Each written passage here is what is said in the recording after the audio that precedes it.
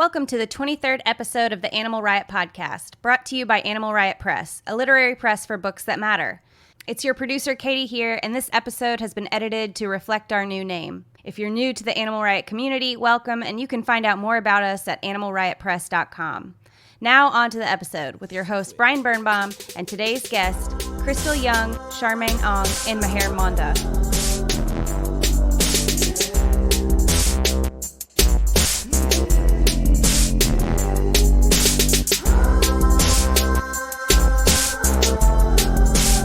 I'm your host, Brian Birnbaum, and I am going to tell a story about everyone here today, starting with Crystal Yeung.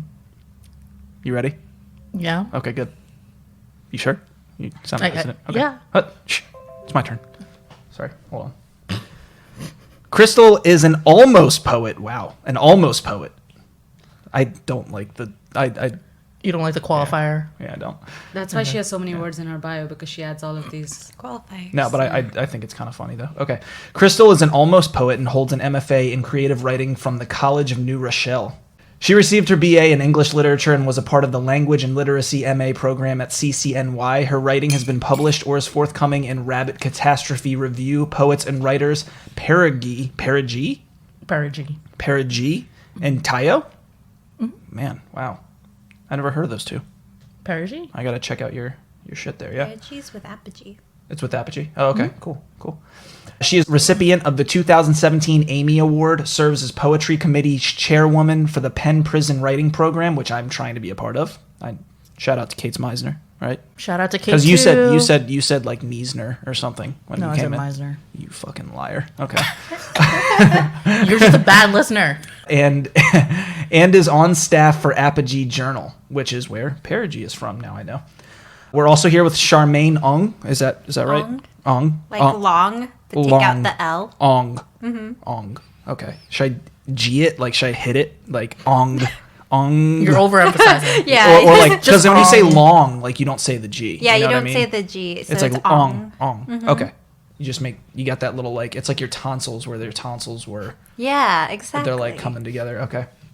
Sharmaine graduated from the University of New Mexico with a Bachelor's of Arts and Sciences in Creative Writing and has completed her MFA at the College of New Rochelle. Wow. Harlem campus. Everyone here is from New Rochelle. Wow. Yeah.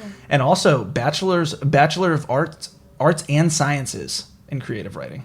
Mm-hmm. Is that like... So when you get your bachelor's at the University of New Mexico, you're separated into like different schools, and so the humanities school is within the arts and science. Okay, cool. Okay, got it. Her creative work has been published or will soon be published in Track 4 journal, lit.cat.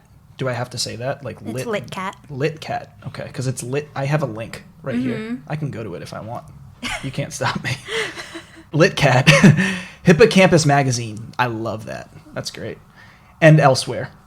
And we're pleased to welcome back the ever prickly yet becoming, she's flicking me off. I also flicked off a text message from Trump last night. It is on my Instagram. Please check it out.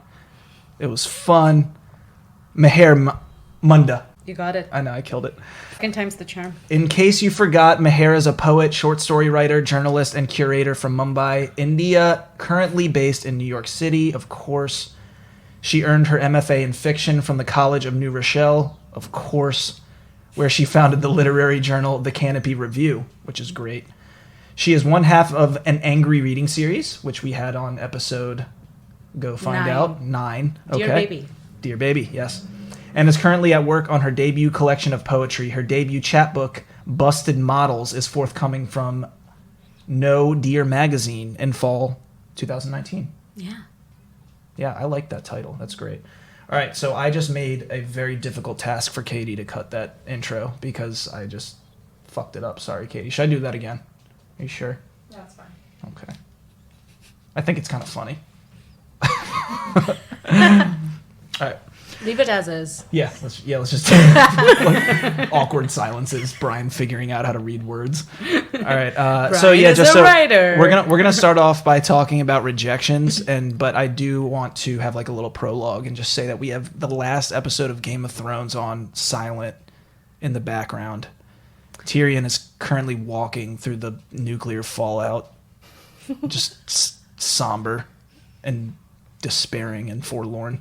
With that one expression he's worn for the last 3 seasons. Yeah. Yeah. I can't wait till we talk about this, Meher. Okay. So yeah, let's talk about rejections first, because I reject this last episode. And so that's going to be the segue. I reject the last season. Good. Me too. But not yet. Not yet. Okay. So we are doing rejections because we are a press. It is difficult. I hate it. How do you guys feel about it? Being rejected? No. Or rejecting. Rejecting. Yeah. You start, Meher, because you started your own thing. I You mean, know what it's like. so the Canopy Review, Crystal and Sharmaine are a part of it too. And Crystal is the poetry editor and Sharmaine is the nonfiction editor. So in many ways, at least with the first issue, we kind of did it by ourselves, that we didn't have a massive team. It was just us. And when you're working from behind a literary journal, it is slightly easier because you're not the face. None of us are a face of the journal. Yeah. Like, we've passed on the baton. There's a new editorial team.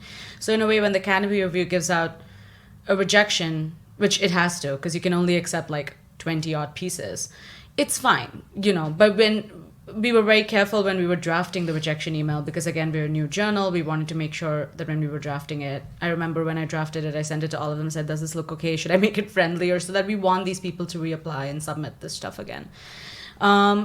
So it's easier to do that. As angry reading series, though, it gets very tricky. Because in many ways, Chelsea and I become the face of an angry reading series. There's nobody that we can hide behind. And every time we have a reading series and we have people come in as audience, they come up to us and they want to read. And we're like, yeah, very enthusiastically, yes, please turn in your work. And sometimes that work is just not good. Mm-hmm. Does it feel weird that you, like, even if it's a brief, like, personal connection, and then you read it? Yeah. Because Yeah. now they know our face. They Yeah. know who to blame if they haven't received a reply back. Yeah. With the Canopy Review, it's okay. It's a journal. People get rejected by journals all the time. It's a part of the whole writing process. But with an angry reading, it's always tricky. Fortunately, most of the the impersonal submissions that we receive, people have found us on the internet or anywhere, have more often than not been quite good. And we've been able to make space for a lot of them in our series. And then there are some that don't work out. And so we say, hey, I don't think this work is for us at this point. I mean, that's the standard line, right? It's not for us, because it's not our job to give them critique. I mean, as a reading series, we're very broad. Anger can be interpreted in whatever forms you want to. So in a way, I think we make space for a lot of writing as is. And the qualities have always been, the quality has always been very interesting. There's been very high brow literary prose and poetry, and there's been slam poetry, and there's also been, interesting persona poetry. Which I would classify as, like, qualification rather than quality, right? Qualification, but also Yeah. in terms of not everything would fall under the blanket of literary work. There's some that's a lot more popular, but they have an element to them. There's humor, or there's introspection, or there's questioning that really works, and sometimes it just doesn't crack it. So yeah, it's always tricky, I guess, being the rejecter. And being rejected is fine.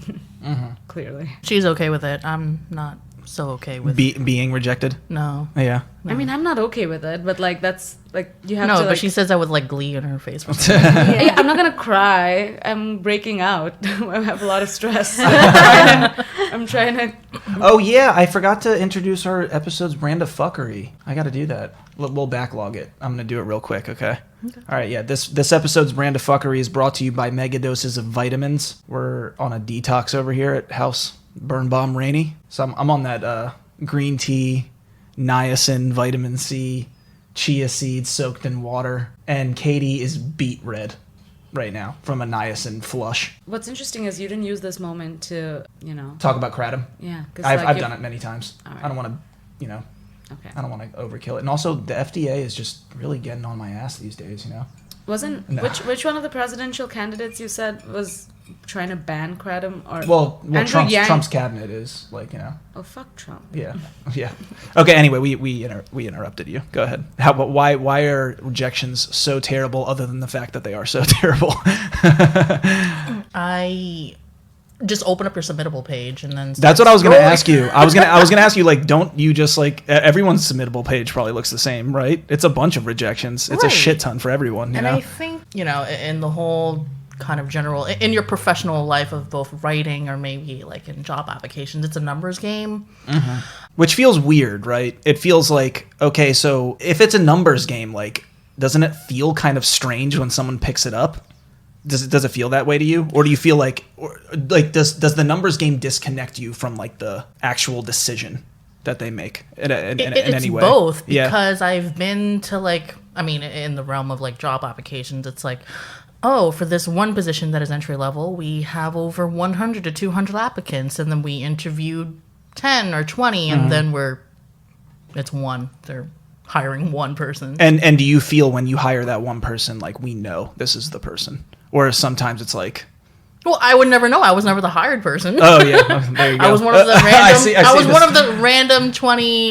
this is your hypothetical on the other end. I got it. Yeah. Okay, got it. So it's like, I feel like it's, in a way, like your skills, your hard skills on paper are being validated when you are selected for that initial vetting. And then ultimately there's something that, I don't know, disqualifies you. Yeah. And it's hard and you don't know what it is. You don't know what it is, So and scary. it's hard to reconcile with like the feeling of, or even internalizing your own, I don't know, unknown or unseen shortcomings. Like, what did I do wrong? No, especially, and that's a good segue into like the other side of rejections, which is when we try to formalize, like personalize every single rejection that we... But I believe you don't really have the time to It's impossible to do every single one. It really is. Like, it's just too much. But yeah, the reason I asked about the disconnection is because when I've gotten stuff published, even like the first time I got something published, it felt like, it did feel slightly afterwards. It felt good, but it also felt like this is kind of a numbers game. And so it does feel like almost like my story was picked out of a hat, like, and to some degree. So I don't know how to change that. I don't know if it's been different in the past. Like, maybe it's more personal. I have realized, for better or worse, personal relationships do help you get published. I mean, Katie's helped me get published because of personal relationships. Shout out to Katie. Yeah, our producers. Beat Sorry. Red, Katie. Yeah. She's just, you got to get out of the sun. Sharmaine, how do you feel about rejections? Being the person who's rejected, I think at this point I'm desensitized in a way, because in high school that's when I started really wanting to become a writer, and I had a teacher who was like, you have to be realistic if you want to become one. You have to know that sometimes you're not going to get published after sending 10 submissions, Sometimes you have to wait longer than that. Sometimes you will have to rewrite your draft over and over and over again until someone finds it worthy for their magazine. And I really internalized that, and I think it has helped with the rejection because I don't feel as sad anymore. Yeah. I don't feel like I'm worthless. I feel more that like it's just part of the process. It's part of the process, and maybe I do need to rewrite my draft. Wow, very humble. I like that. It's true. It's all very true, though. It's also something I read that was very interesting recently on Twitter by a very popular poet whose name, like, I don't remember who it was, but it was someone I follow and someone who's very well followed, who spoke about... You don't want... Wow, that was mysterious. I don't remember who it was. I just remember it being someone who has a credential. Yeah, And, a credential. An important credential. He spoke about essentially the way the whole submission cycle works, and that you see these like popular clique of poets. He was talking about poetry in specific that you see in every journal all the time, right? Who get like repeat, who publish, multiple times in a year. And all of their work comes through solicitations. Like, all of them, because they've had a book or they've had that one project, and they're just constantly getting solicited, which is why, in his words, he said that a lot of their solicited work is not even that great as compared to when you actually read their book, which is, top class. But the solicited work it feels of a achievable quality. right? So you send in your work thinking, oh, they've published this, brilliant poet, but the poem seems something that I've tried, achievable in terms of what I'm trying to do with my work. And you turn in, but you're the one who gets rejected. So there is this dissonance you don't quite understand, because all of these journals say... Can you explain what you mean by achievable? Achievable... By achievable, I mean that you look at a poem or prose, and you see that it achieves, achieves a certain distinction of quality, right? It gets its on sentence level, it's great. On a narrative level, it's great. On a metaphorical device level, it's good. It's good. It's a good piece. But there are pieces which come across which are just like brilliant, right? But I'm not talking about those pieces that just like punch you in the face and make you feel shitty about your own talent. I'm talking about good pieces that are good. And you try to compare that with your own work that you've created and you've stored in Google Drive over and over again, and you think, I think I have a poem that achieves that, in terms of it achieves the same values, so maybe I could send it to this journal because they've published so-and-so person. I'm sure they can make a space for mine.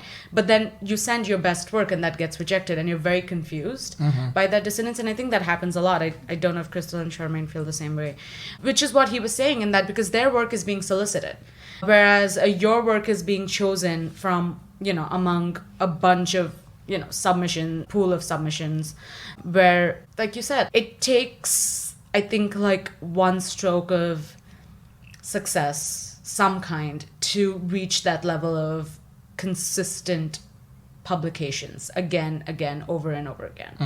And I'm starting to realize that more now. Like, speaking to what Sharmaine said, I didn't have any idea that literary journals existed, or that so many existed, or that there was this whole competitive submission process, until I actually moved to the US. And then I moved to the US, I started doing my MFA. I didn't have anything to submit. What did you think was the system, or like... You publish a book. That was my system. That was it. Yeah, that was my system. I mean, there are like a couple of prestige literary journals in India. I don't remember my like edification of like... No, I remember. I don't remember at all. I remember I just started writing like long form when I was like in my early 20s. Yeah. And I was trying to write like novels, So maybe I didn't know either. I don't remember. No, exactly. There are like one or two prestige literary journals in India that have been going on for a really long time, but they get printed like, yearly or quarterly. They have, they're very somber and patient with their work.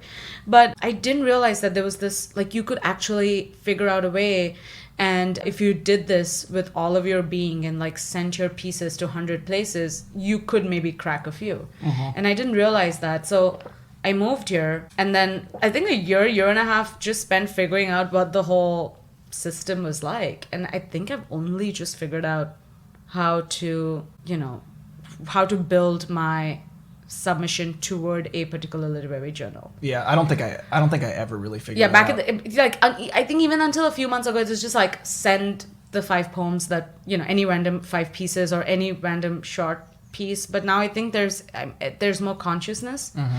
And because there's more consciousness, it takes more time. And because it takes more time, you can't submit as much as you want to. You always have to be selective about who you send it to and who you don't. To hop off on that, the whole kind of like, there's like a type of writer where you're a big name writer and people solicit from that person versus an emerging new talent.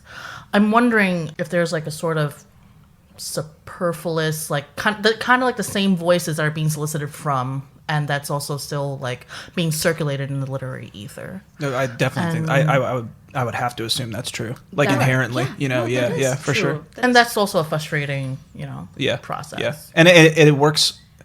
It honestly, it probably permeates so many niche sectors or like commercial sectors of our society. But like, you can even see it in the big 5 publishing houses. We were talking about this the other day at a roundtable that we did with Paragraph, about how like, everyone knows that they make their money off a few writers, and then they just kind of like pick people and try to win the lottery with others, I guess, And so it's like those same writers are getting all the recognition, I'm sure, and that happens in like the New York literary scene too.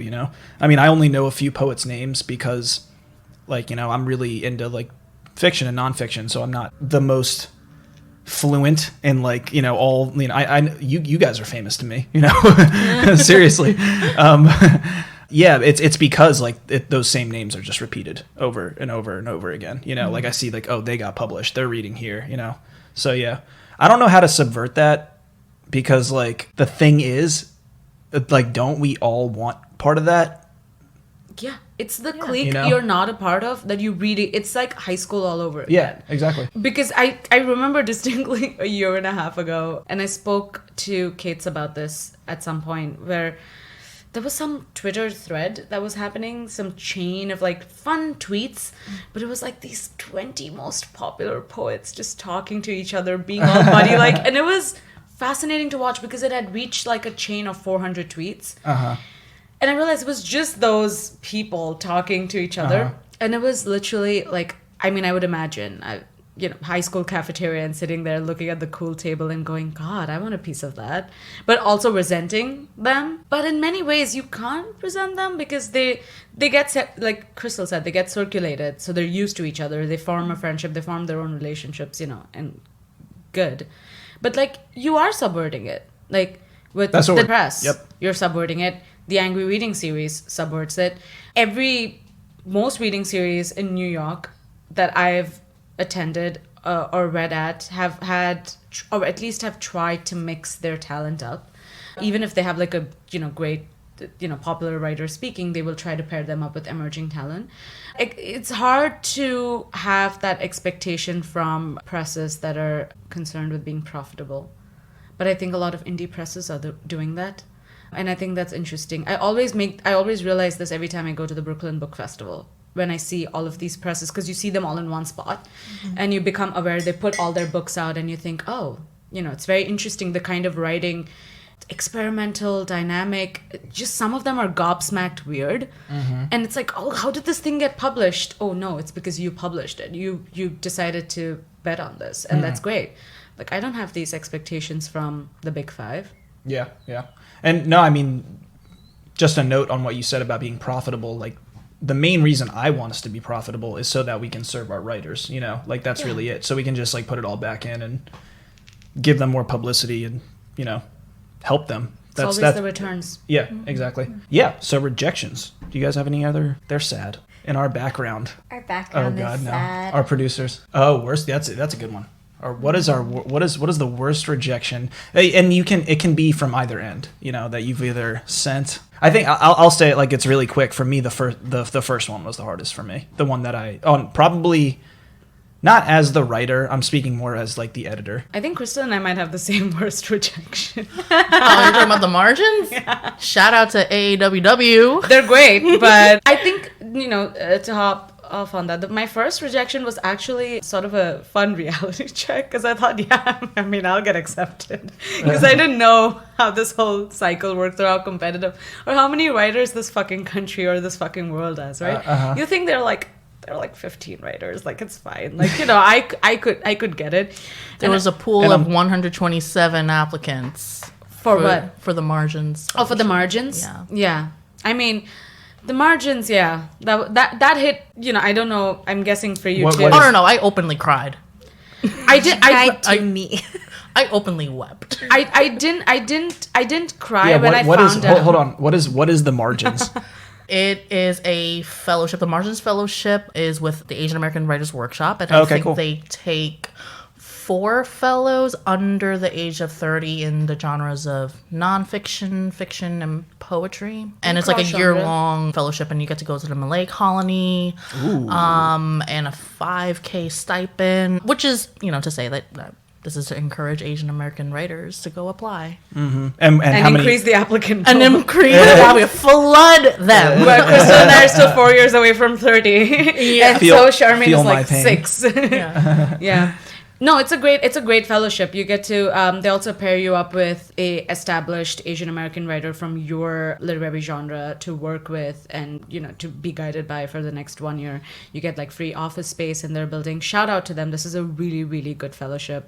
And so for me, it was the second time. The first time I applied, apparently I wasn't supposed to apply because you were still a student. I was still a student, but I didn't know because their FAQ page at the time didn't have this. So I, anyway, went ahead and applied, and they told me, oh, we didn't apply because you didn't have to. And it's like, oh, well, I'm going to be rejected anyway. But I made it to the semifinals. And I was very excited. I said, oh, next year I have to crack this. Next year, it has to be mine.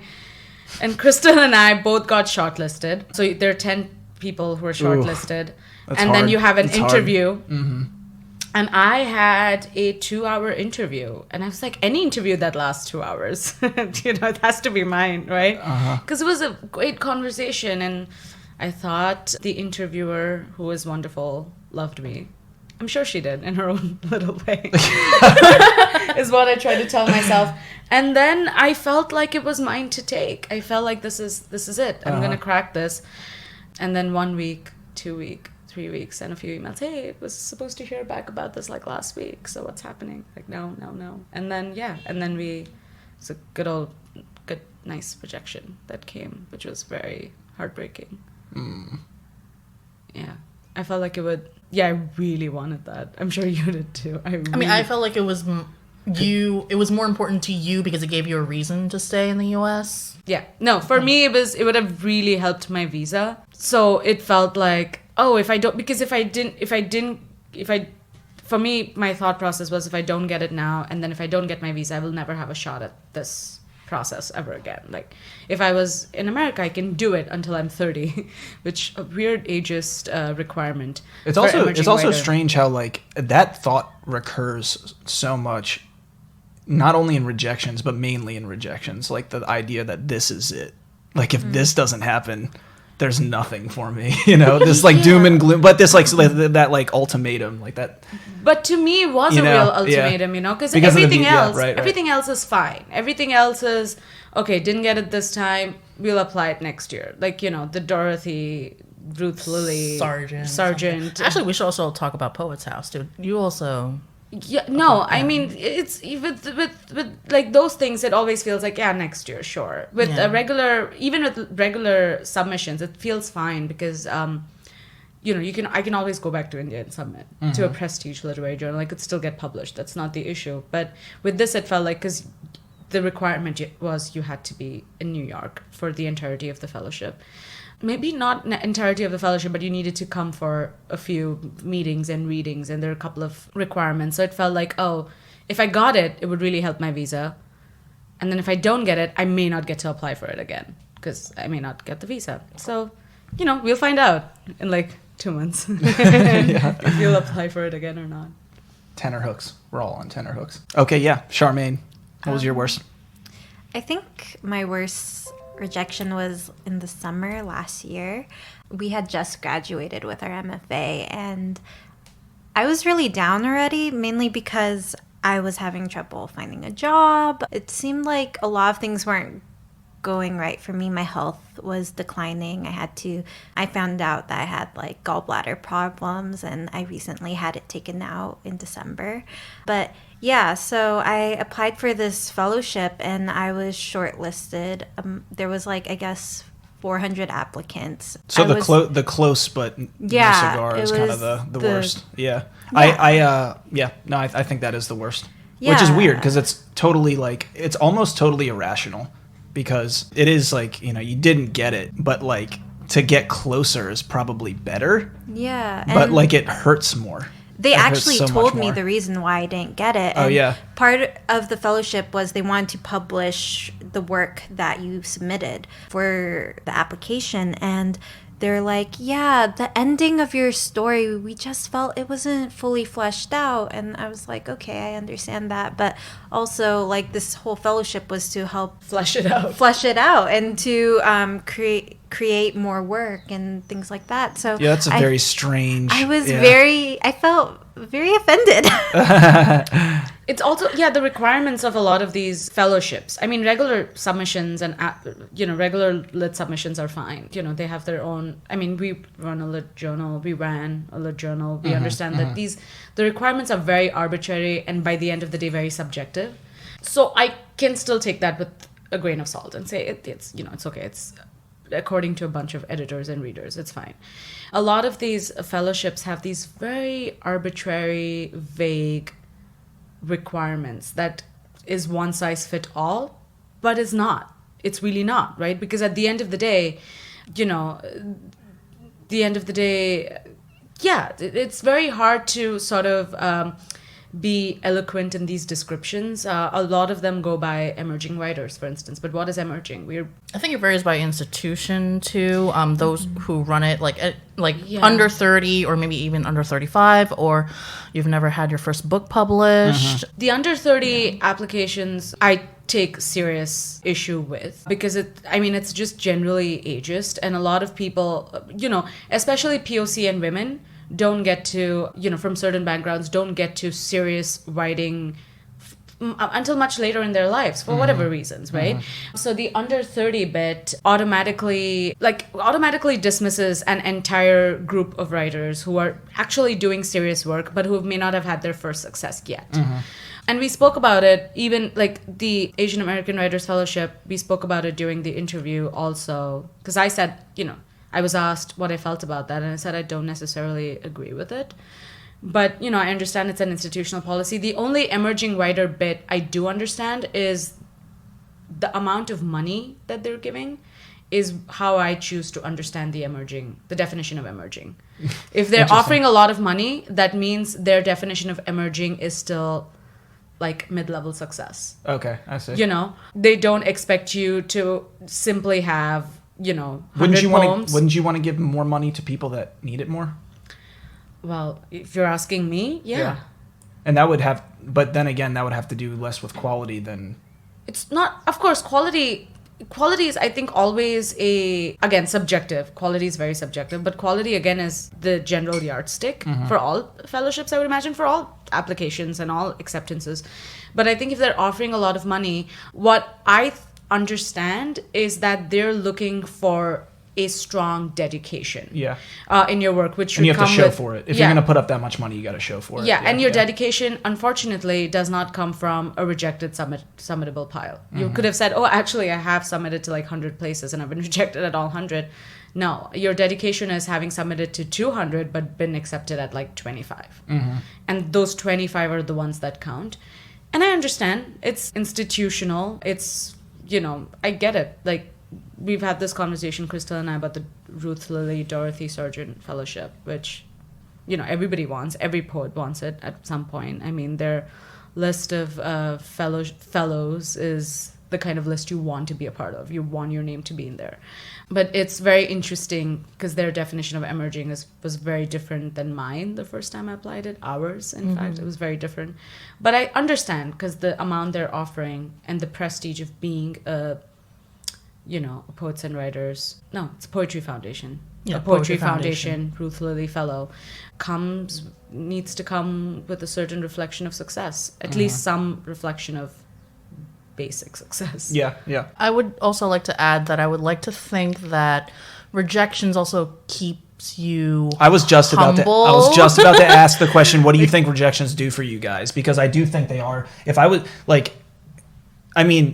it's like eminently necessary that I got rejected because I was a shit writer before I got accepted. You know what I mean? But at the same time, in a hypothetical world that my shit writing would have been accepted, it would have just kept me as a shit writer. You know what I mean? Yeah. But the other side of that is getting criticism. But anyways, continue. Yeah, like that. I was about to ask that. Yeah, I think it's it keeps you humble, and depending on the context, my personal context is that I know that I'm a terribly bad writer.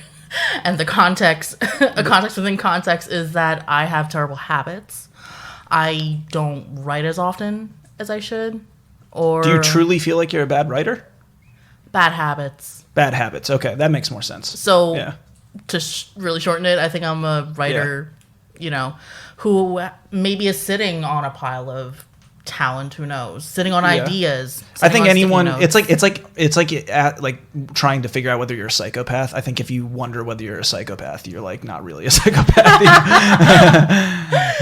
It's like, you're not cultivating it as well as you might want to. But, right. So I have this wild garden that I really should be, pruning. Kind of pruning, and I am not doing that because I'm a bad gardener, a bad writer. So what about those habits? What are some of the bad habits? Oh, I think everybody does it. Like, you really should be working on your manuscript, or you should be trimming and working on your different parts. But other than like, okay, obviously we should keep working. That's like So the only way to make it better. Is that Okay. it's just procrastination? Is there anything else like any kind of excuse to not do it? And I also like drink or what? drink. I mean, yes, but but I think, I don't know if anyone else here shares it, but like writerly anxiety before you even approach the process of writing, like you are second guessing That's tough. your own talent. I don't ever feel that. I think that speaks to how like long it took me to realize how bad I was. Like really, like the first 5 or 6 years that I wrote, I did not realize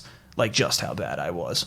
And like, how bad your anxiety was? No, my writing. Because I didn't have that anxiety. I was always like, let's fucking do it. Like, Okay. I would just like chug a cup of coffee and be like, I'm fucking ready to roll, But yeah, I think I would have been a lot better served if I had somehow found it in me to realize how terrible I was and been more humble, I remember, I don't know if I've said this on any episode on this podcast yet, but I remember the first like criticism I got that wasn't from a friend on a novel I was working on. It was to a friend's dad.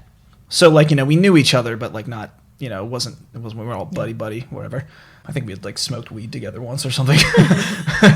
And so like I send him the novel or like the first 20 pages or whatever, and he sends it back. He's like, I didn't even get through the first page. Like you're using all these big words, like blah, blah, blah. And I sent back this angry email, and then he replies and he goes, now that was good writing. Your angry writing was good writing. You should read that then angry rating series. I should dig that up. I actually don't even know if I have that email address anymore. That would be so cool. I know. Shit. I should. Yeah. And no. Especially with a book and all coming All right. Dear Mr. Know-It-All. All right. Fuck you. So speaking of angry writing, like, and this is something I should read, an angry reading series. There's our first workshop. It was with like all of my friends, except for Katie was a year above me, so like I didn't really know her as well. It was with our we call them our original rabbits. We had like Jared and Devin. We were all in the same class. No, George is a poet, so he wasn't. But Seth, we haven't had on the podcast yet. But so anyway, I think this is a touchy subject within the literary community because I think a lot of people like hate DFW now. I think it's like I think it was a fad that like we're kind of like moving past though. Anyway, I love him. I think his writing's great. I don't like I'm not going to make judgments on his character judgments, like but I think his writing's amazing. And so everyone brought in a master story, one per week, that we all had to read the week before, like leading up. And, I felt like I was very respectful to everyone's master story. Like, it's someone's like favorite writer, favorite short story, favorite like section, whatever. I'm trying to see the value in it, whatever. But after I brought in a section of Infinite Jest, I got an email from a classmate just basically saying like, I still don't get this. Like, I guess the pool one was all right, which is like she's referring to Forever Overhead as a short story he wrote that my friend Jared had brought in. And like, it was just really like digging into me for some reason. And so it was to me, Seth, and Jared, like all three of us. And she just says this to us, and I'm like, okay. And then so Seth starts off with a very like composed response in typical Seth Katz fashion, And then next is Jared in his typical like aloof, implicitly go fuck yourself, like, and they're pretty short. And then I write and I respond last, and it's just this like wall of fucking theory, just unleashed. So it was a story and Jared, I think Jared to this day thinks it's the best thing I've ever written. So she went off on a story by you? The master stories were these stories that we would bring in from people that like stories that we loved. Yeah, yeah. Like, so like, someone brought in like a good woman is hard to find. A good man is hard to find. Flannery O'Connor. Flannery O'Connor. Yeah. A good man is hard to find. Yeah. There's a really good album called A Good Woman is Hard to Find. That's what I'm thinking of right now. Yeah. But yeah, no. So I think anger like drives me to write better. I don't know how. No, for sure. Especially if they're insulting something that you like. Yeah, well, that was the thing, and like I thought it was on. I apologized afterwards. I was like, look, I'm sorry. That was too much. But at the same time, like, it felt like she went out of her way to tell me that my taste was bad when it's like, I don't know what you want me to say. I think a lot of other people like DFW. Like, I don't know I don't know what the end result's going to be here. Like, I don't know. Yeah, our producers want you guys to read. We haven't done our Game of Thrones talk. Should we not do that? Maher's really against it. Fuck it. You guys read. We'll think about it. I'll say right now that we are past, where are we? We're at the point John- where she says, "Uncle, please sit." Yeah, right. Exactly. You guys know what she's saying. Yeah, you guys that's get all it. you need to know. You guys get it. And Robin Aaron is a babe now. He's not a babe. Let's cool it. He's a decently He never. Oh my God, Watchable. that was supposed to be the little boy who was like sucking her his mom's tit. teat. Yeah. teat. Plastic. It was plastic. Oh right? my It was like God. It wasn't a real. It wasn't a real Yeah. tit. Yeah. It was wasn't a a real- silicone chest plate. It was. It wasn't a Yeah. real tit. Okay, Obviously, yeah. that would be. That would be weird. Oh yeah. I mean, for a 10-year-old boy, even an actor, that would be very strange. even an artiste. An artiste, that would be very strange for a 10-year-old. You mean a thespian? Burgeoning thespian to fucking suck on a random woman's tit. But It's really here we sad are. because I just saw the Red Wedding episode too, and that was his wedding. Wow. Yeah, I like Isn't that Edmure? Yeah, I used That's to Ed- really yeah. like Edmure. It's Edmure. Yeah, I used to really like this show Yeah. Me too. Up until it started Elena sucking. died. Until Elena. I was Yeah. just talking to our producers yesterday about how awesome of a character she was. And she had a great death. I didn't have a problem with her death because her death was great and it was very fitting. I just want to say this is the preterition for us not talking about Game of Thrones. Like, this is all leading up to us not talking about it because we Yeah. don't want to do the thing that everyone else is doing and talk about it. So like, let's not talk about it. As a side note, Okay, you go. should do a full podcast episode only on Game of Thrones. Are you serious though? I'm right now I'm just saying how like, No, an unoriginal episode dedicated to that. but wouldn't it be so unoriginal? No, because it's a bunch of writers critiquing, That's true. the show's Okay. screenplay and how Let's it went table this off the Preterition, charts. talking that we're not doing. And yeah, we'll have I'll invite You have to I'll invite me. you back. Yeah, I'll invite you back. Of course, you're the writer of yeah. And I wrote Okay. about the show ad nauseum. Like, All right, cool. Yeah, we'll do that on another episode. I like it. I think everyone's breathing a sigh of relief. Our producers want to know where you're writing these Game of Thrones just pannings. so you can find my Game of Thrones rants, Rants. on Bustle. Beautiful. So yeah, it's I'm very about exciting. to dig in, dude. Go for it. I'm serious. And it's only season 8 though, right? It's only season 8. Yeah, And I wish you had done other seasons too, because like Yeah, me too. it's bruh. probably all just rippage, right? Yeah, I mean, to me, because It deserves it. It really does. There's it no does. defending. There's no defending what's happened. Let's move on. We're gonna do this. We're gonna do this. Yeah. Well, we'll do a whole episode. I love this idea. Wait, let's I have you wanna guys. add one blurb. Yeah, do it. Yeah, let's hear it. If you want to be a good writer, not season 8 Game of Thrones type of Dog shit. dog shit. Please, there are still some remaining seats with Apogee Journal's Writing Resistance classes. I think there are some spots still open with Jennifer Bartlett and Sarah I've heard that Abdullah. name. I've heard that name, Jennifer. Yeah, Jennifer Bartlett. Bartlett's I think a disabled writer. Oh, cool. And so she's teaching a class called The Activist Body. Yes. We're really involved. My parents are deaf, Mm-hmm. so we're really involved in like the deaf community and stuff. And we're trying to reach out to all those folks. So Yeah. So definitely if you guys hear this or see it or read it, on our transcripts, please submit to us too. Yeah, and Sarah Abdullah, Bodies Beyond Bounds. She is a healer, and she uses sort of like holistic methods in her boy. teaching. So I think it'll be kind of trippy and cool. So check her out. And there are a few spots open for the both of them. And there's also going to be a panel on Saturday, June 29th at Barnard College. And it'll be featuring poets Sari Jarrell Johnson, Mara Halal, and Andre Serpa. So it'll be really cool. Awesome. fancy. Very yeah. cool. Thanks for telling us. Do you want to read first? Since you that's a good transition. Yeah, I guess. I have a few poems. The first poem I'll be reading is Dispersion of Light. And this is an epigraph that follows. In physics, different frequencies of light waves will bend varying amounts upon passage through a prism. This is a phenomenon known as dispersion of light. Your father has looked past you at your shadow, wishing it would dig you your grave. He feeds it some of your parts, reels hours of video footage of a younger you before you veered off course. In this, he is a primordial prism, and you an angle of deviation, divisible, incalculable.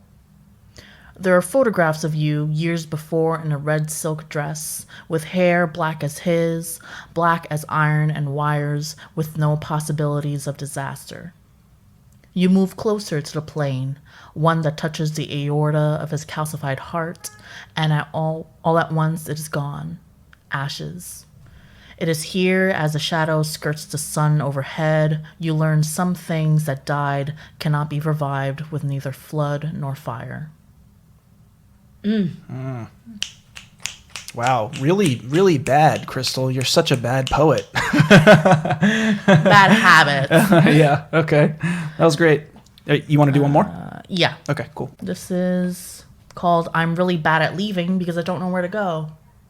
You're bad at a lot of things. I am.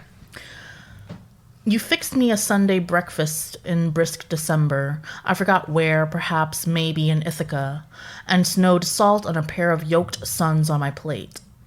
I didn't know that you intend to break me like holy bread, but I suppose I can say thank you for this burial, and not for a lack of trying, withholding from eating all my food. I hide in the cupboard's secret panel a private ventricle of freshly squeezed juice from all the beautiful greedy mouths that try to make a settlement in my heart. Still you plucked at the handles. We enclose every meal and drink to count your ribs. You've always said you've been missing one. The one you say that stops your heart from dropping to your feet. You have taken mine to lift yourself out of reach, out of my inadequacies and questions. Every meal now is undersalted. Every restaurant is marked by that Tuesday when you gave me the bad news.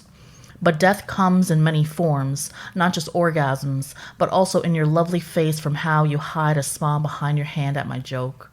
Really, you were hiding behind your teeth as you chewed my hopes to digestible pieces. My feet throbs. Manhattan drips with my bloody footprints. Streets where we kissed are dog-eared at the corner, where you stole all the good left in me. And I wonder if this island is big enough for the both of us. How Odysseus journeyed to many islands through the bed of Calypso for 7 years to find Ithaca again, for that feeling of safety and permanence and ease, for my ampersand of a heart and something like a breakfast. Wow. I love that ending. I love that poem. So this is the one you read at the Winter Tangerine reading. Yes. Yeah. I love this. Thank you for listening. For the second time. Ampersand of a heart. I like that. It's a great line.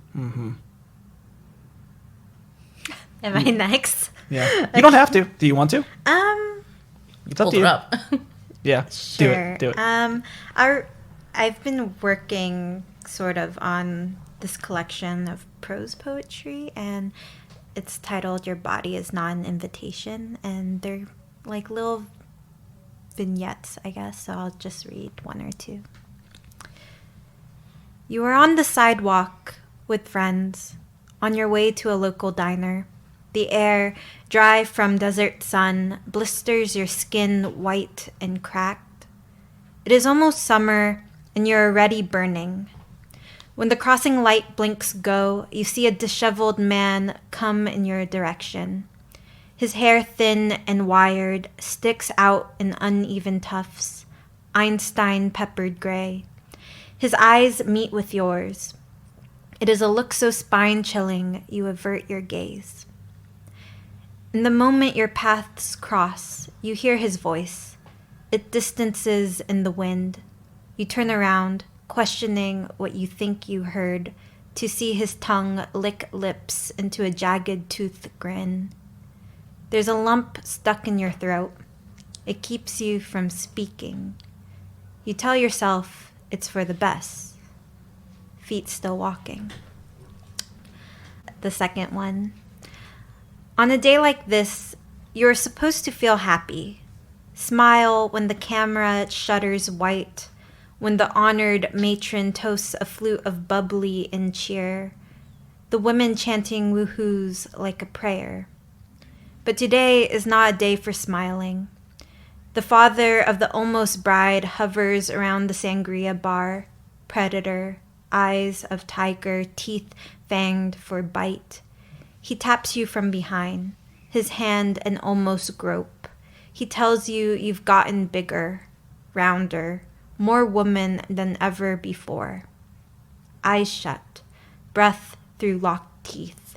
You are seething, but it's the almost bride's shower, so you hold the stem of your glass in knuckled fist, nod your head, pretend he didn't say anything. You walk away, your father in sight. He comes to you, puts on a face, says don't ever let him touch you again. You don't remember giving him permission. On this day, there is only arms crossed against chest, heaving angry, a questionable photo for the wedding album.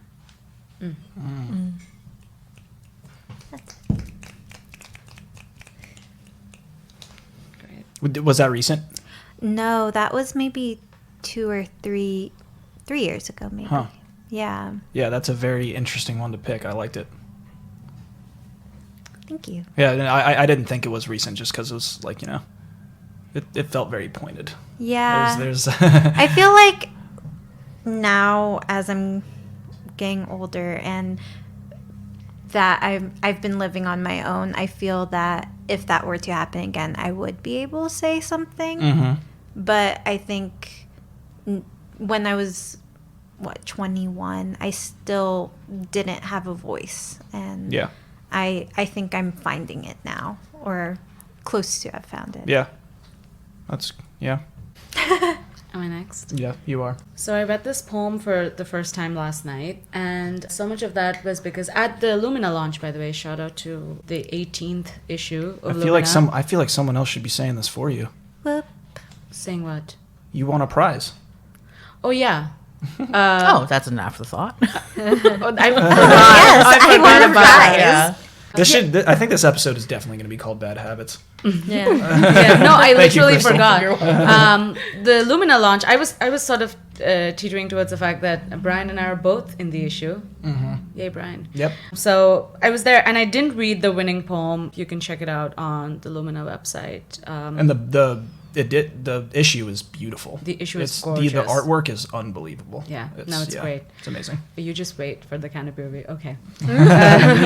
So it's a poem that I wrote. Actually, Sharmaine was with me when I wrote this, and it was this poem. I was just, generally I've been feeling really conflicted about home. I'm from India, so I've been feeling very conflicted about that. And then recently, India held its general elections, the results of which were announced 2 days ago, and I've been seething since then. I have been absolutely, devastated. I saw that he won pretty handily, right? Yeah, it was a very easy majority, which was won by the Hindu right-wing nationalist leader. So, and he won re-election. So it's just after 5 years of absolute shit. So this poem sort of felt cathartic to read this poem out loud and to sort of acknowledge the things that sort of are dampening home in whatever way they can. So here goes.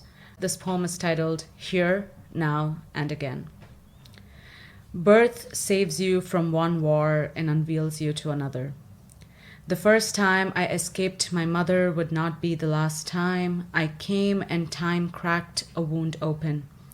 I coughed up life, and somewhere truant men with sticks and bricks struck down a home of prayer, and somewhere my father played witness to a burning city.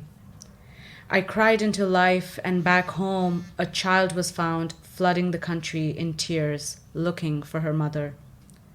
Now I know the story. Brutality repeats itself. A country born to life on hunched backs can only kill to survive. For every nook of breath, a baton must smash into the heart of the unsuspecting. If you must know something about this country, let it be this. Too many women have died to give its story meaning. Bundled live women and dead once women have all been maimed in similar ways. And for this country to be called mother, a legion of her children have been sacrificed. Inside barricaded army lines, the soldier spits blood on snow. Inside a brick-walled college campus, the student spits blood on dust. The Messiah has conducted a show of deathly horror whose balls live on in our folk music. Even the wordless song spells a story of undocumented history. Every hacked name is a life released into the wild. I claim every death for the sky's constellation. Brimful of stars disappear in the light-coughed fitfuls with polluted love. Here, shine too is a charity. We stay bright by sweeping the kin of our kin, the blood of our blood under darkness. Every broken mosque is a living temple. Every prayer a muted breath on a bloodied mouth. Every time my body was touched, gently held and cradled in affection, remember whole women who have been left asunder. We burn our departed, collect logs of wood to perish in memory. We let the dead rise into the air, let their smoke congest our chests, pay the price to be alive. When the Messiah says stop, I hesitate.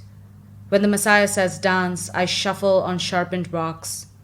When the Messiah says die, I look to who he says it. Release gently the relief of waiting. I still have words to speak, whole songs to sing. So I sing these words. Know that every color floats on colorless abyss until it is time to sink. I follow my mother the way life follows death, follows life, follows death, follows life. My fingers interlaced with the ghosts of a country's promise. I smash pulped fruits on a sidewalk where no stories remain. Wow. That was very good. It was What just good. It was very good. Too many women have died to give this story any meaning. Is that it? Yeah. Is that the line? That was great. Because just I as felt like that could have been recited at the end of Game of Thrones.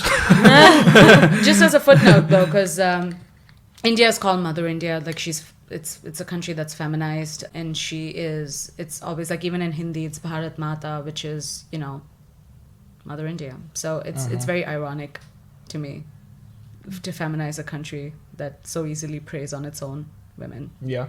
Let's talk about Asian American writing. I think it's fitting. Why don't you lead us into it, Meher? I am but a mediator. I think you should lead us into it. You should say As that a non-Asian American. No, you should say that we're also here with like 3 writers of Asian descent. Okay. And what that means, and then I guess. Now I have to do that thing where I repeat what you said. Okay. We are now. Yeah, so we're also here with 3 Asian. You. We're here with 3 Asian American writers, if you didn't know by now. So yeah, we're going to talk a little bit about that and what it's like, one of whom, Meher, is Indian and is trying to keep her visa here. I think we should start with that, honestly. Really? I mean, like, what is it like being not just an Asian American writer, but one with maybe like an uncertain future or possible expiration date, for being here? Yeah, I mean, I think that does like give a different tone to like, what it's like to write here. For sure. No, I don't consider myself Asian American. Yeah, I think I consider myself fairly and squarely South Asian. And also, I mean, it's just like, what have you been here for 2 years? 2.5. Yeah, It's going to be 3 in August, actually. God. What would it take, do you think, to call yourself an Asian American writer? I think 5, 10 years? I Or ever? Is it because your formative years weren't here? So that's what I feel. Yeah, I think it's all about where your formative influences come I agree. from, and I agree. it hasn't been shaped under the paradigm of quote unquote American culture, whatever that means. I think Sharmaine and Crystal are better suited to answer the Asian American aspect of it, because I think there's a lot more that it takes to be able to unearth your own stories and the histories of your own family in a very white space, which is what the literary community has been or is. For me personally, I can speak about the visa though, because that's very interesting in that I understand the banality of immigration. I understand that it is not my exclusive problem. Yeah, and also like, what is it like to write under that kind of pressure? Yeah. Specifically, like, not to wash out all those other circumstances, which are obviously incredibly difficult. But, Of course. but just speaking to people who, there are people here on fellowships and like similar situations like you, so. I feel like the part of this whole process that really gets to me is that I don't get to write with discipline. I have to write competitively. Bad habits. Which, no, it's not just about... I know what you mean. Discipline is great, but every writer, I think, knows that they have their own journey to take. They may publish a book 5 years from now, 10 years from now, but that is what everybody's trying to work to. For me, it's like I am on speed. Like I'm constantly having to get the publications. I have to get projects. I have to get stuff on my resume. So it becomes a numbers game, like we were talking about, and it stops being a pure aesthetic practice or an artistic practice. Or spiritual. Or spiritual practice. Like everybody... That's essentially what I was alluding to before about like it feeling like a lottery at some point, Yeah. It's like it's like that disconnection, I hate it. And for you, I mean, it feels... Because I purposefully didn't try to get published despite how highly I implicitly thought of myself. I didn't even try to get published until I was like 26, 27. Yeah, and those choices I don't get to make. I don't get to sit back with my poetry manuscript that I've been working on for the last year and a half and say, I'm going to try to make this a better version of itself. I'm going to be committed to its to its literary value and not to any outside forces that demand, sudden or immediate success. But I don't get to make those choices. I have to constantly sort of push myself, try to get a chapbook deal, try to get a full book deal, try to, get those accolades to be able to serve my visa. And that is the part I don't like. It's not necessarily, again, like I said, not a very exclusive experience. And I think all art demands patience and time and pause, which, and everybody applying for the artist visa, whatever stream they come from, have to deal with that. It's just my situation in that rejection sometimes feels harder because not only for its own value, but because of what it could be, what it could mean in the larger scheme of things, which is interesting. So I'm applying for my artist visa right now, I think. Does it on the other side, there's a lot of pressure there, and that can be bad for your practice for sure. But is there something about it that also sharpens your knife? Yes. Yes. Because it's like there's no time for like breathing. Shitting around, I guess. Yeah. There's no time to like dilly-dally. There's no time to go to fancy events and like, oh, I'm a writer, and like not actually produce anything. There's no time to Is that what you would do if you went to fancy events? Yeah, why not? Who doesn't want to be that person in a party, right? But because I do come from a science background and I've been a science student all my life, so I've always worked under pressure of exams and deadlines, and for me it's always been deliverables. So in a way, I think my formative training is suited to this. I can pull it off. I may not enjoy the process very much. I wish I had more time. I wish I wasn't in a rush to like make things happen. But I can, maneuver the demands of it. But I think, I'm applying for it. Let's see if I don't get it. Peace out, America. And if I get it, I'll see you for 3 more years. And then it's the process again. Same thing again. Yeah, you have to, for extension, you have to have a fresh set of accolades. So it doesn't end. The first set doesn't count. You have to prove to them that the 3 years you spent here, you've had more stuff done, more things published. One of the funnier things is, in the requirements, they say that the things that can get you an artist visa. If you have received nomination or won a major award in your genre of work, whether that be the Pulitzer or the Oscar or the Grammy. And I think that is the most hilarious thing I've ever heard. Like somebody, because that's the whole other funny thing. I was in college for 2 years and I had only 1 year outside college, but it's in that 1 year that you have to crack everything, because while you're in college, you can't, how many people like actively publish when they're in MFA school? Like everybody's just trying to hone their craft, and you're not necessarily like, there are very few people who land a chapbook deal when they're in the MFA program and they're still in school. People don't do that, right? So a lot of that, the rush has only been in the last 1 year. So that's intense. One more thing I want to ask you is, this visa, this is the assumption I have in my head. It's to stay in New York, not America. right? No, in America. Really? Interesting. Yeah, it's all of America. It's I could move to, like, after I get the visa, like literally 1 month later I can move to California. No. I'm not saying technically. I'm saying for you. It's for so me. you, like, would you ever leave New York? Like, is it it's to stay in the writing world, right? Is that what it is? Or Yeah, and yeah. that's something that we're like us little rabbits, like we would want to change, like, because that's like one of our episodes we did in Arkansas, like going around and talking to other people about what the art scene's like there. Yeah. And it's like that's kind of the sad fact of it is like it's not just foreigners, like it's like people that don't live in America, whatever, what have you. Everybody wants to make it to New York. It's people. It's people everywhere in this country that aren't in New York. I feel like they feel somewhat left out a little bit, and you know. Yeah, I think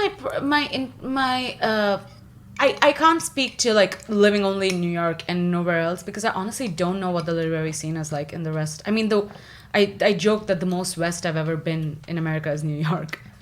It's like Westchester, yeah, Westchester. I've never been farther which is than north that. of New York. I've never been farther than that. I don't know. I'm sure, like, there are pockets of literary scenes in California or in Chicago, like in the major urban spaces, but I'm not aware of them. I've never been. My, preoccupation wasn't so much with New York or being part of the scene as much as wanting to be published. There's just so many, publishers out of the top 5 who are publishing great work, and America has the scope for that. India has had a very thriving literary industry, but it's still dominated by the top 5. You have HarperCollins India and Penguin Random House India, actually top 2. Let's be honest. It's like those two. Yeah. They're the It's ones. also very specifically like English language too, right? Yeah, I mean, and I write in English language, but they also publish regional stuff. However, the issue is that everybody else, there are a few indie presses coming up in India, but they don't have that kind of reach where they can actually sell your book, or they can actually give you a prominent, marketing campaign, like push you. Whereas, I mean, look at the number of presses you see, going back to Brooklyn Book Festival, everybody's like the scale, everybody's able to generate really good publishing rosters, despite not being the top, the tier 1 agency. And it's just more dynamic. So that's my only reason, to be honest. And also there seems to be a momentum right now with my writing, especially with the chapbook coming out. And I felt like it's a nice time to capitalize on that. I actually haven't made my decision about living in New York for good. Or if I'd want to move back home at any point. The general election result doesn't help, but It's not too much better over here. Yeah, that's what I tell. Like, it's not, but New York cushions you to think it is. We have hopefully in another year. That's a topic for another day. Yeah. Okay. So now we can shift to, like, Asian American writing. Is there a prominent feeling, or is it kind of, is it secondary? Is it like, do you guys see yourselves as, I guess, is there an identity that stands out for you guys? I don't know about identity, but I know that for me, there is a pressure from family. I think, like, the stereotypical Asian American generally goes into STEM. And so when I chose to make... Like, what's the ROI on this career path, essentially? Yeah. When I chose to go down this career path, I had a lot of backlash from family members, not specifically my parents, because I think my parents have realized that I do what I want. But, like, I have family members who will actively call me or, like, say, oh, look at my friend's daughter who's also Asian American. She's going to Harvard to become a doctor, blah, blah, blah, blah, blah. And I'm like, okay, this doesn't do much for me. And I think for them, they don't see where my career is heading right now because it's a slow process. Yes. Because writing is sometimes a slow process. And with, like, careers in medical or marketing, business, you can become big fast. Like, at 23, my cousin right now, she's getting all these big promotions in HR and whatnot. And so right now they see as if I'm the one who's behind. Yeah. And while as writing, like I have so many professors at Sarah Lawrence that just said, like, honestly, it's better if you don't get published early. And like, and really, like, whether or not you agree with that, like the take home message is that it is a process. And like, even for someone like my parents are extremely supportive of me writing. And even for them, it was difficult to communicate at times. It's like, yes, this takes a long, like they'd be like, oh, like, what's the status of this? Or like, you know, your book, or like blah, blah, blah. And it's like, and you get kind of, you start to feel like a failure when you're like, it's not to time yet. Like, you know what I mean? Yeah. It's hard. So, yeah, no, I'm glad you brought that up. Now we're looking at you, Crystal. With your flowing, what is that, teak? Turquoise? You can call it teal. I mean, washed out turquoise turned teal now. Just for all of our, you know, you Hair, can't see. that's what they're talking about. for the unseeing, or the how does the Asian American identity inform my writing, or how does it influence it? And how much, or like, you know, do you come to writing with an identity, or is it I'm Crystal, you know? I think my whole presentation is pretty antithetical to what an Asian woman is supposed to look like. So do you feel that though? Like, is that like something that you carry with you, or is it something that you've reconciled, or, you know? I think it's a sort of double consciousness type of feeling where it's like you're aware of it and you're living in between identities, or living in the hyphen type of thing. Although we have done away with the hyphen, I think, on a grammatical level. But it's really is that funny. like Oxford, like I've personally done away with it. AEW has done away with it. Yes, they have. Oh wow, okay. And it's funny because I'm reading Alexander Chee's book, How to Write an Autobiographical Novel. And so the cover is like red and matte, and there's like a little picture of him. And it's like a photo booth. I love matte covers. Oh my God. It's like a It's a great book. It's in the other room, I think. Crystal almost reached for my book, and then she was like, "Oh, that's Brian's book. That's not what I'm looking for." That's not an Asian American writer. No, but it's an arc. But It's true. and so it's a matte red cover with a little picture of him. Like, it's like a little photo booth picture of him, just like one person. And then I think I was out the other night it was Sharmaine and Yeung, and we also went into a photo booth and we took a couple pictures.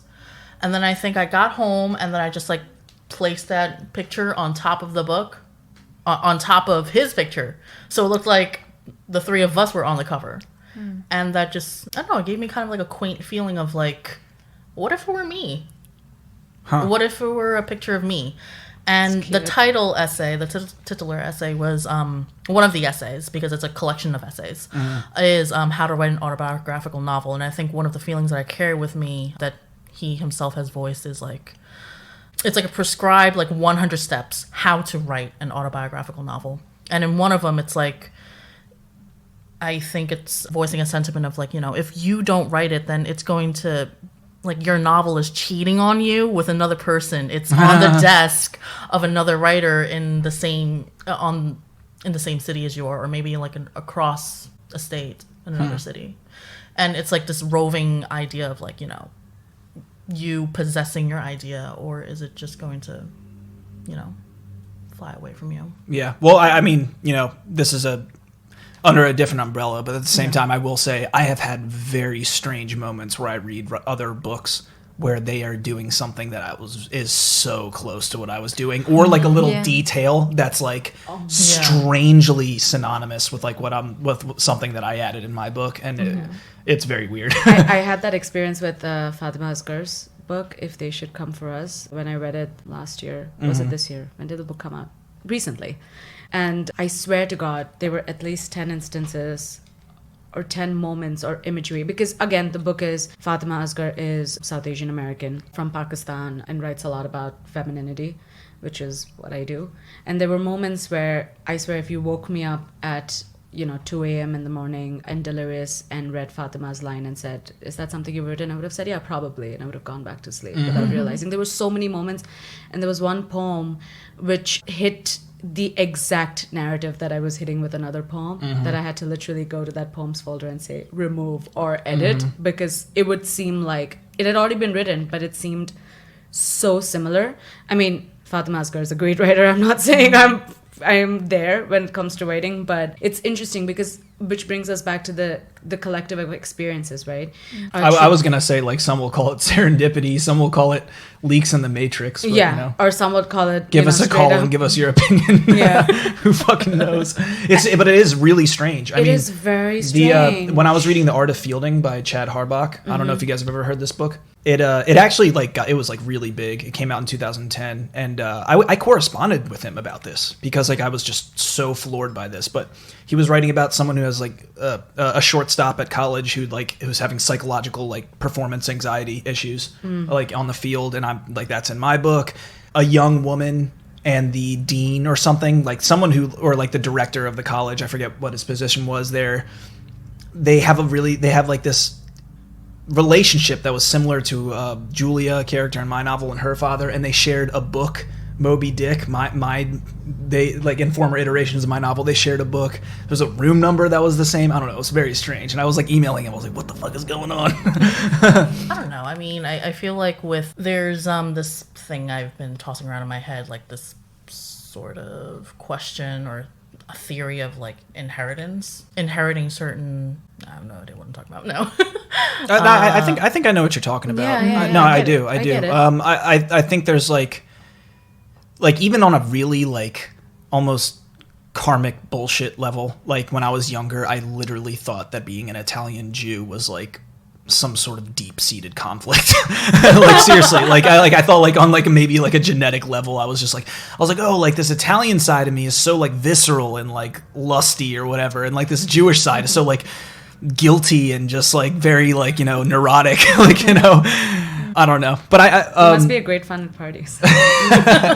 Yeah, I do tricks. I do have a question actually for Crystal when you spoke about inheritance and also this idea of, do you ever feel like as Asian American writers or just writers who are writing Asian stories, and that there seems to be a collective of experiences?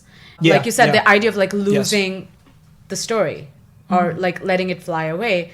There's another Asian American writer who might catch it and bring it out before you do. So doesn't that feel a little strange? Because all of us have, I mean, not all of us, but within our own respective communities and our own respective upbringing or formative years, we have very similar experiences. Like we have experiences with families that we could like exchange over tea, and it would be very similar. But then if you don't tap into it at the right time, if you don't take that narrative, and if you don't flesh out the story from it, some other writer would. And it feels like in a community of solidarity, you're also like slightly competing with each other to get your story out before somebody else does from your own community. Because again, as traditional literature goes, or contemporary literature, there seems to be only so much space for Asian stories or Asian American stories. So you have to get yours out before another Asian American writer takes a go at it. No, that's interesting. And I felt less like that because I wasn't writing a deaf novel, quote unquote, you know, but like I did, there was also a part of me that was like, I wonder what like other deaf stories have not been revealed just because like they don't have as clear of a path as like other people, I guess sometimes, you know. Yeah. Are there competing deaf novels? No, I just don't think that I don't think there's as easy of an avenue for deaf folks to like publish. Like there's like we met someone named Raymond Luzak who runs Hand Tight Press, and he's publishing all these deaf authors, you know. But I think deaf authors are just coming into the mainstream now, like, you know, which is good, but it's a long time coming. But anyway, the question was, I have to make authorship of my ideas before some other person as an Asian American, and before they kind of like do a Harry Potter thing where they steal my memory. To crudely put it, here's an example, right? Going back to Fatima Asghar's book, when I came up with my manuscript idea and I was working toward it, I had a cover in mind. I was like, if this becomes a book, this is the kind of cover I want. Fatima Asghar has a very similar cover, which I found out. You got to get in contact with this person. No, I mean, I'm hoping I run into Fatima Asghar one day and we get to talk about this. But, you know, the cover for If They Should Come For Us was very, like 80% similar to the cover I had in mind. And it was like, oh my God, like if the forces of the universe were different, if I was older and if I'd gotten here sooner, and if this idea had come to me sooner, maybe that would have been my book with that cover. But it's silly because like in that situation, maybe this book that I'm working on would have never come to me. Who knows? So Yeah, you know, those are those ultimatums that you feel. Yeah. Yeah. Yeah. So I wonder if you feel like you need to take like a quick ownership of your experience before. It's hard to say. I mean, I think like I would like to think that people move at their own pace in life. Some can get a book deal at 25, others 35 or 45. But for you, it also sounds like for you, because like it sounds like you're really, maybe not consciously or not, but you're subverting some of the, like, you know, assumptions about what it's like to be an Asian American or something like that. Is that what you were alluding to earlier, or is it more just you don't think about it as much, or none of the above? I would like to go back to my answer where it's like it's living two lives. It's living the life of Asian, but also being American at the same time. Is it divvied up between like family and like friends or something, or is it more just general? Well, just like those two consciousness just exist. Qualified, I guess. Like if I'm walking down a street, there is no chance where I can confuse myself, like in how I present myself in the public sphere or how people perceive me, and I know how I'm looked at like every single second of the day. Yeah, right. And that will inform myself as a woman. That informs myself as a Chinese American. And, you know, if life bleeds into art, then that also informs my art. For sure. Yeah. Okay. Yeah. Okay, that's the I think I got my answer. That's no, that's good. That's good. Okay. Yeah. Okay, cool. It sounds like it permeates that double consciousness, like permeates your art. Like yeah. That's cool. Yeah, I think we're good. I'm going to do a closer. Okay. You guys okay with that? Yeah. Okay. We didn't do it, so. Okay, that's it for today's episode. If you like what you heard, please subscribe and review on whichever platform you're listening. You can get in touch with us on Twitter, Facebook, and Instagram at Animal Riot Press or through our website, animalriotpress.com.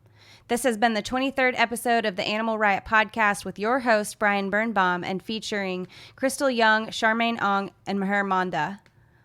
Transcripts for our deaf and hard of hearing animals are provided by Jonathan Kay, and we are produced by me, Katie Rainey. See you later, you filthy animals.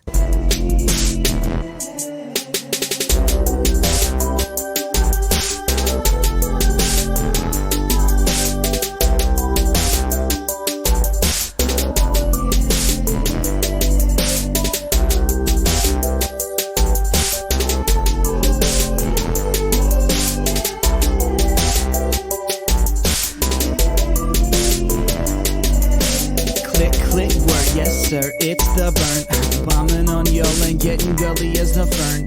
I don't know much about Lee.